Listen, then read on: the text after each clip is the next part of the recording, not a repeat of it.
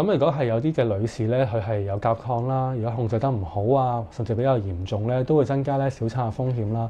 咁啊，胎兒可能會發展遲緩啊，甚至咧有機會會早產啦。媽媽亦都有機會有子癇前症啊，甚至咧有心臟衰竭添嘅喎。嗱，咁調翻轉啦，如果甲減嘅話咧，咁其實亦都會增加咗咧小產嘅風險啦。咁啊，胎兒嘅腦部發育啊，可能會受到影響到。咁啊出世嘅時間啦，嗰個智力咧，可能咧會比即係冇甲減嘅女士嘅胎兒咧係會比較低一啲嘅。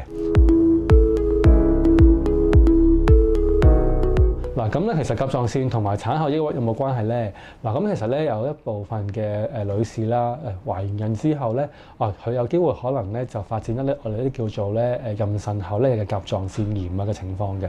咁呢啲病人好多時候咧係可能妊娠之前咧已經有一啲叫做甲狀腺嘅自體免疫系統嘅問題咧係出現咗㗎啦。咁咧產後咧就開始浮現出嚟。嗱，咁佢哋咧其實咧就有病人咧就一個短時間啦會有甲亢啦。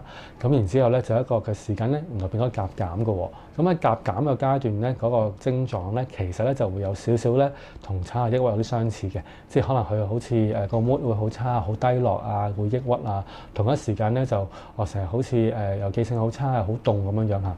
嗱，咁所以咧，如果有女士啦出現有即係類似嘅症狀啦，咁都可以咧就 check 下究竟咧會唔會喺啲甲狀腺有異常嘅。